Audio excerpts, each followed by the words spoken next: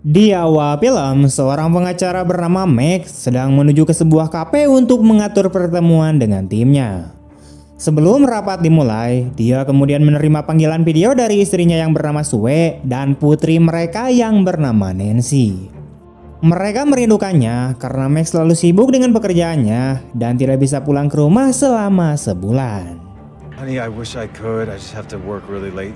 Di dalam kafe, tempat Max akan mengadakan pertemuan, sekelompok orang lain juga berkumpul untuk berdiskusi yang dipimpin oleh seorang pria tua bernama Ellis. This trade is easy, but it's not. I take it anytime, man. Just want to work.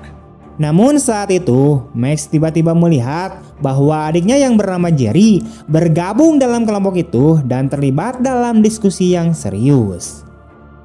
Ketika ia menyapa Jerry, adiknya ini seolah-olah tidak mengenal Max dan berusaha menjauhkan dirinya.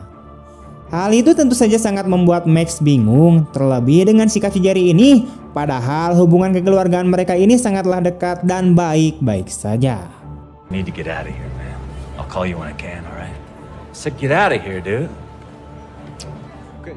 Setelah itu, Jerry berbohong kepada kelompoknya, mengklaim bahwa dia tidak mengenal Max dengan baik, hanya menyebutkan bahwa Max sempat memberinya kartu namanya beberapa waktu yang lalu. Roxy, yaitu anggota kelompok Ellis, kemudian mendekati Max dan meminta kartu namanya, mengatakan bahwa dia mungkin membutuhkan bantuan hukum di masa depan. Not fixer, so I might need some of your services. No, we're real estate attorneys. Yeah. I think I'm gonna have to pull another all-nighter. This presentation, Was that a brain zap? I promise I'll take them as soon as I get home. Max sedang sibuk dengan pekerjaannya malam itu dan tidak bisa pulang ke rumahnya. Dia harus tetap berada di kantor untuk menyelesaikan tugasnya, di mana sang istri memahami bahwa Max telah bekerja keras akhir-akhir ini. Ketika Max masih berada di kantor untuk memenuhi tenggat waktunya, Sue kemudian mendengar bel pintu berdering. Ternyata itu adalah si Jerry, si adik ipar. Sue dan putri mereka yaitu si Nancy sangat senang melihat Jerry, namun kebahagiaan mereka berubah menjadi keterkejutan ketika melihat Jerry penuh dengan luka. Tiba-tiba orang asing muncul dan secara tragis menembak Jerry tepat di depan istri dan putri Max. I'm so sorry.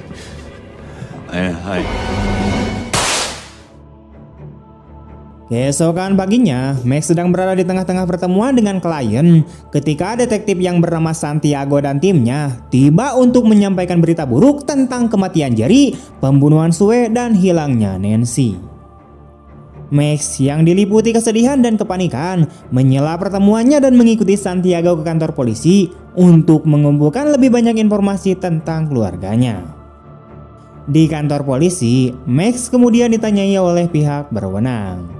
Dia kemudian menunjukkan raut kesedihan dan kemarahan karena kehilangan keluarganya dan polisi belum mengidentifikasi pelaku di balik kejahatan mengerikan itu. Your whole family. I'm a simple man, and I would whack them with one of them nail bats. Santiago yang bersimpati dengan situasi Max bertemu dengan pengacara junior dan berjanji untuk membantunya menemukan mereka yang bertanggung jawab atas pembunuhan dan penculikan Nancy. Pada kesempatan lain, seorang detektif wanita bernama Pargas menemani Max ke apartemennya. Max kemudian disambut dengan kekacauan dan noda darah saat ia memasuki apartemennya. Dia tidak bisa menahan air matanya saat melihat gambar yang digambar oleh Nancy. Tiba-tiba seorang pria bernama Dio yang merupakan salah satu pembunuhnya mencoba membungkam Max dan memintanya untuk diam. Setelah melalui pergulatan, Max berhasil melarikan diri dari cengkraman Dio. Yang mengejutkan, Dio tidak berniat melukai Max. Ia justru mengungkapkan bahwa Jerry, yaitu adiknya si Max, adalah seorang calon polisi yang terbunuh setelah ditemukan saat menyusup ke dalam geng kriminal. Dio juga memberikan kunci gudang rahasia milik Jerry kepada Max, di mana Max dapat menemukan informasi mengenai Ellis, yaitu dalang di balik pembunuhan keluarganya. Everything was going fine till your dumb ass showed up. Firm traffic human organs. Hearts, liver. Mendengar informasi yang mengejutkan ini, Max bergegas keluar dari apartemennya melalui pintu belakang menuju gudang rahasia Jerry. Detektif Vargas yang sudah curiga saat Max tidak kunjung keluar dari apartemennya memutuskan untuk mengikutinya. Ketika tiba di apartemen Max, Vargas kemudian tidak menemukan Max melainkan bertemu dengan Dio. Dia kemudian menembaknya karena Dio telah membantu pelarian Max. Dalam keadaan terluka, Dio kemudian meledakkan granat yang telah ia siapkan sebelumnya, menyebabkan ledakan yang menghancurkan apartemen Max dan menewaskan mereka berdua.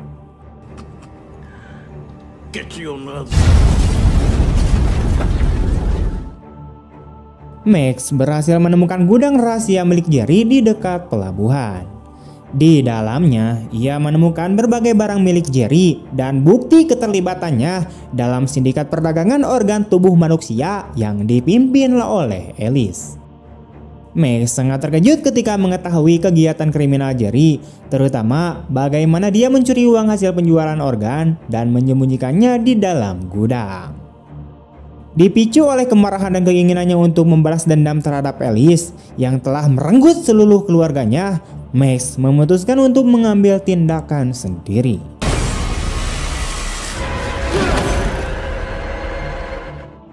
Mulai malam itu, dia membuat beberapa pisau lempar yang dia rencanakan untuk digunakan dalam misi untuk membalas dendamnya. Di sisi lain, Alice dan gengnya mengadakan pertemuan rahasia di mana dia memerintahkan anak buahnya untuk berpencar dan menculik lebih banyak anak untuk diambil organ tubuhnya. Mereka masih membutuhkan lebih banyak organ untuk dijual meskipun mereka telah menculik putri Max. Karena frustasi atas uang yang disembunyikan oleh Jerry, Alice melampiaskan kemarahannya dengan menyiksa seorang pria hingga tewas. How it is that you ended up with an FBI... That's been taken care of also. Like for the both of us. He was an FBI agent. I'm gonna have to ask you to make another deposit. Don't contact me ever again. Anak buahnya yang terbiasa dengan kebrutalan seperti itu hanya diam saja tanpa melakukan intervensi. Setelah pertemuan selesai, Alice dan krunya kemudian bersiap-siap untuk pergi. Namun ketika mereka sampai di tempat parkir, salah satu anak buah Alice yang bernama Mike menemukan ban motornya kempes yang diam-diam disabotase oleh Max. Alice kemudian menawarkan untuk memberi tumpangan pulang kepada Mike dan memerintahkan anteknya yang lain yang bernama Tommy untuk membawa sepeda motor Mike ke bengkel. Tommy mengikuti perintah tetapi berhenti untuk buang air kecil di tengah jalan, di mana Max yang mengendarai mobil menyergapnya dengan pisau lempar yang telah dipersiapkan sebelumnya. Max juga menyerang kaki tangan lainnya dengan parang dan kemudian membunuhnya. Di hari yang lain, Alice menjadi semakin frustasi karena uang yang disembunyikan oleh Jerry. Tak lama kemudian, beberapa antek Alice kemudian membawa seorang pria bernama Ri yang dengan sukarela datang untuk menemui Alice diiming-imingi oleh uang. Dengan cepat, Ri yang penuh dengan kepercayaan diri akan menjadi kaya raya, bersikap sombong, bahkan menaruh kakinya di atas meja, yang hal itu membuat Alice kesal. Alice kemudian mengambil kain lap dan selembar plastik, lalu membentangkannya di depan Ri. Sementara itu, Roxy mengambil sebuah benda tajam dari sebuah kotak yang dibawa oleh seorang pria berkemeja kuning dan menggunakannya untuk membunuh Ri. I'll talk to them. Would you get it over with, please? Setelah kematian Ri, tubuhnya kemudian diletakkan di atas plastik dan antek-antek Alice segera bersiap untuk mengambil organ tubuhnya. Di hari yang berbeda, Max mendapati dirinya berada di belakang sebuah mobil yang dikendarai oleh salah satu kaki tangan Alice bernama Juan.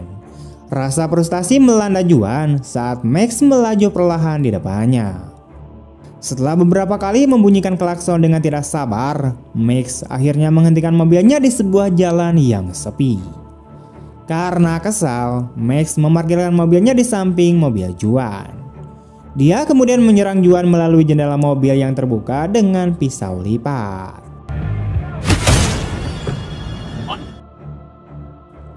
Max tidak peduli dengan para pejalan kaki yang menyaksikan aksinya dan dengan kejam menyerang Juan, memastikan targetnya tewas. Dia juga kemudian mengambil telepon genggam milik Juan. Keesokan harinya, Max kembali ke gudang Jerry untuk menyimpan mobil Juan dan melacak lokasi Alice dengan menggunakan ponsel Juan. Max kemudian memasang jebakan di gudang tersebut untuk para kaki tangan Alice yang datang mencari Juan. Kemudian dia pergi sendirian ke markas Alice, mendorongkan pistol ke arah Alice dan menuntut informasi tentang keberadaan putrinya. Alice menolak untuk bekerja sama dan Junior, salah satu antek Alice, secara diam-diam menyerang Max dari belakang, menyebabkan sang pengacara kehilangan kesadaran. You see, I trusted him with some money that did not belong to me. He lied to me again. Behind you.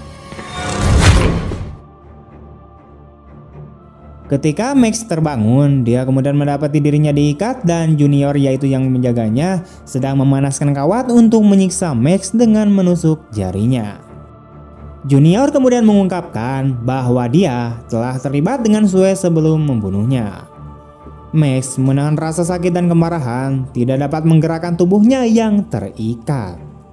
Or I'll have to carve you like I did your bitch wife. Tak lama kemudian, Alice dan tangan kanannya yang bernama Big John tiba untuk menghentikan penyiksaan si Junior, di mana Alice menginginkan Max hidup-hidup untuk menggali informasi tentang uang yang telah disembunyikan oleh Jerry. And I'll return your daughter to you. Now when all this is done. Setelah mendapatkan informasi penting tersebut, Alice dengan sigap mengajak Big John dan Rocky untuk menuju gudang Jerry. Sementara itu, Junior mendapatkan perintah untuk menjaga markas, memastikan bahwa Max tidak bisa melarikan diri. Kemudian ketika Junior tertidur, Santiago yang telah mengintai di dekatnya muncul dan mendorongkan pistol ke kepala Junior. Dia kemudian membawanya ke dalam ruangan, yaitu tempat Max disekap. Max yang kini telah bebas membuat Santiago pingsan agar sang detektif tidak mengganggu rencananya untuk menghadapi Junior. Di saat yang sama, Big John dan Roxy kemudian mencari uang yang disembunyikan di gudang milik Jerry. Akhirnya, Big John menemukan uang tersebut di sebuah bank disembunyikan di dalam sebuah kotak. Dia tampak senang dengan penemuan itu, tetapi Roxy mulai curiga ada yang tidak beres saat dia melihat tas uang itu terhubung ke kabel panjang yang terhubung ke granat. Dia berusaha memperingatkan rekannya, namun sebelum dia sempat mengucapkan sepatah kata pun, Big John menarik tas tersebut, memicu ledakan di dalam gudang. Sementara itu, Alice terkejut saat menunggu di dalam mobil ketika gudang Jerry tiba-tiba terbakar. Dan akhirnya, rencana Max telah berhasil menghabisi dua kaki tangan Alice. Kembali ke markas Alice, Santiago yang sudah sadar kemudian mendapati dirinya berada di dalam mobil. Di dalam markas, Junior tampak tidak bernyawa, terikat di kursi dengan perut terbuka. Setelah menemukan hal ini, Alice mulai panik, menyadari bahwa dia telah meremehkan Max. Konfrontasi semakin memanas ketika Max membawa Alice ke sebuah pabrik tua dengan sengaja memancingnya. Saat Alice tiba di gedung tersebut, Max siap menghadapi bos perdagangan organ tubuh manusia yang berbahaya itu dengan pistolnya. Namun, Santiago muncul tepat pada waktunya dan mendesak Max untuk mempercayai pihak berwenang untuk menyelidiki pembunuhan keluarganya. Namun, Max menolak untuk mendengarkan Santiago dan mempertahankan keinginannya untuk membalas dendam. Shit! This is between him and I. He's not leaving with you. What about the other parents? They want justice too! Santiago kemudian mengungkit masa lalu Max sebagai mantan marinir dan keputusannya untuk menjadi pengacara karena dia telah menyaksikan ketidakadilan, terutama penyiksaan terhadap ibunya yang ditutup-tutupi oleh komandannya. Santiago berusaha meyakinkan Max untuk mempertimbangkannya kembali rencananya untuk membalas dendam, di mana Max akhirnya terdiam mempertimbangkan kata-kata Santiago dengan hati-hati. Sang detektif kini ingin menangkap Alice, namun Santiago tiba-tiba berubah pikiran dan memutuskan untuk tidak memborgol Alice. Dia melihat Max sebagai seseorang yang telah kehilangan keluarganya karena ulah mafia, sama seperti dirinya. I'm so fucking stupid. I have no jurisdiction. Jadi Santiago pun akhirnya pergi dari sana, membiarkan Max mengejar bos kriminal untuk membalas dendam. Tanpa ragu-ragu, Max kemudian menyerang Alice yang mengklaim bahwa Nancy telah dibunuh setelah organ tubuhnya diambil dan dijual ke berbagai negara. Meskipun Alice melawan, Max akhirnya mengalahkannya untuk memuaskan rasa hausnya akan balas dendam. Kemudian Max mengambil tongkat bisbol beruri dari sana dan menggunakannya untuk memukul Alice secara brutal.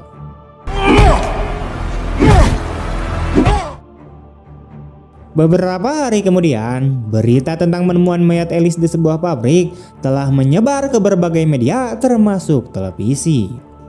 Bahkan sang kepala polisi pun mengetahuinya. Santiago ingin membantu Max menutupi apa yang telah dilakukannya, jadi dia menyarankan Max untuk meninggalkan negara itu untuk sementara waktu. Dalam adegan terakhir film ini, Santiago kemudian kembali ke kampung halamannya di Meksiko untuk menghabiskan waktu bersama keluarganya.